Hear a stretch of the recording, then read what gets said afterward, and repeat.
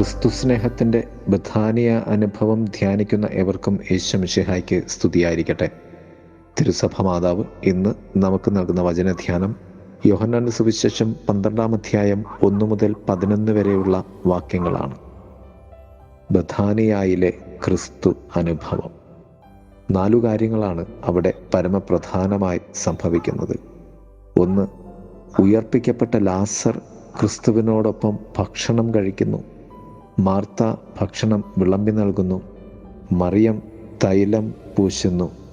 യൂദാസ് കപടലാഭത്തിൻ്റെ കണക്ക് നിരത്തുന്നു. 4 കാര്യങ്ങൾ ഇവിടെ ചിന്താ വിഷയമാണ്. 1, ക്രിസ്തു മരിക്കുന്നതിന് മുൻപ് ബഥാനിയായിലെ വീട്ടിൽ ക്രിസ്തു ഉയർപ്പിച്ച ലാസറിനോടൊപ്പം ക്രിസ്തു വിരുന്നുണ്ണുന്നു. മരണത്തിൽ നിന്നും ഉയർപ്പിക്കപ്പെട്ട ലാസറിനൊപ്പം ഉയർപ്പിൻ്റെ സന്തോഷം പങ്കിടുന്ന സ്നേഹവിരുന്നായിരുന്നു അത്. ദൈവത്തിൻ്റെ നിത്യമായും ഉള്ള സന്തോഷത്തിൻ്റെ ഒരു അവസ്ഥയായിരുന്നു അവിടെ. ക്രിസ്തുവിലെ മാനുഷിക തലം കുരിശുമരണത്തിനായി ഒരുങ്ങുമ്പോഴും ദൈവിക ഭാവം മരണത്തിൽ നിന്നും ജീവൻ നൽകുവാൻ അധികാരവും കഴിവുമുള്ളതാണ് എന്ന ബോധ്യപ്പെടുത്തലിൻ്റെ സാക്ഷ്യമാണ് ഉയർപ്പിക്കപ്പെട്ട ലാസറിൻ്റെ സാന്നിധ്യം. അതിനാൽ തന്നെ ക്രിസ്തുവിൽ ഉള്ള ഉത്ഥാന ശക്തിയാണ് അവൻ്റെ ജീവൻ്റെ കാരണം. ലാസറിൻ്റെ ഉയർപ്പിൻ്റെ സന്തോഷത്തിൻ്റെയും ക്രിസ്തുവിൻ്റെ മരണദുഃഖത്തിൻ്റെ മധ്യേയുമാണ് സഭ നിലകൊള്ളുന്നത്. 2, മാർത്ത വിളമ്പി നൽകുന്നു. ഉയർപ്പിൻ്റെയും മരണത്തിൻ്റെയും ഇടയിലുള്ള ഏറ്റവും വലിയ സത്യമാണ് വിരുന്നനുഭവം. ഈ വിരുന്നിൻ്റെ പൂർണ്ണത അന്ത്യത്താഴ വിരുന്നാണ്. സാഹോദര്യ വിളമ്പലിൽ നിന്നും ക്രിസ്തു സ്നേഹത്തിൻ്റെ നിത്യതയുടെ വിളമ്പിലേക്ക് തന്നെ അപ്പമായി നൽകുവാനുള്ള യേശുവിൻ്റെ അപ്പമാകലാണ് കുരിശുമരണം. മാർത്ത വിളമ്പി നൽകിയതിൽ നിന്നും കർത്താവ് ഭക്ഷിച്ച് നേടിയെടുത്ത ശരീരത്തിലെ സ്വസ്ഥത ഗാഗുൽത്തായിലേക്കുള്ള ശക്തിയും സ്നേഹവുമായിരുന്നു. ബഥാനിയായിലേക്ക് ഈ വിരുന്നിന് കടന്നു വന്നത് കുഷ്ഠരോഗിയായ ശിമയോനായിരുന്നുവെന്ന് മർക്കോസും മത്തായും സുവിശേഷത്തിൽ പറയുന്നുണ്ട്. അവിടെ അതിനാൽ തന്നെ സൗഖ്യ അനുഭവം കൂടി ഉണ്ടായിരുന്നു. 3, തൈലം പൂശുന്ന മറിയം.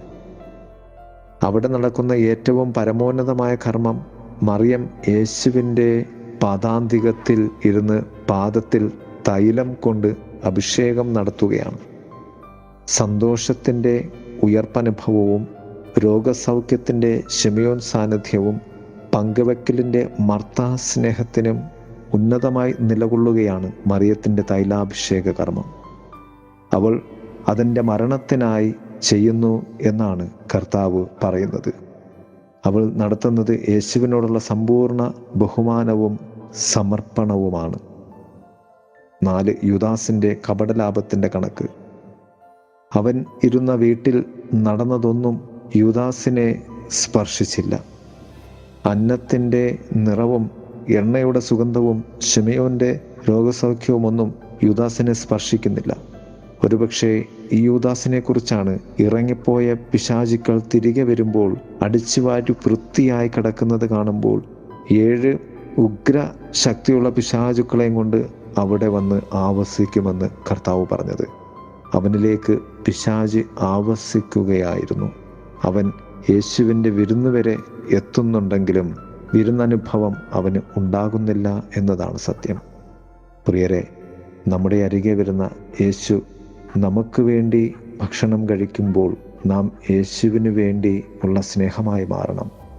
ഒടുവിൽ നമ്മുടെ ഭക്ഷണമായി അവൻ മാറുകയാണ് ചെയ്യുന്നത്.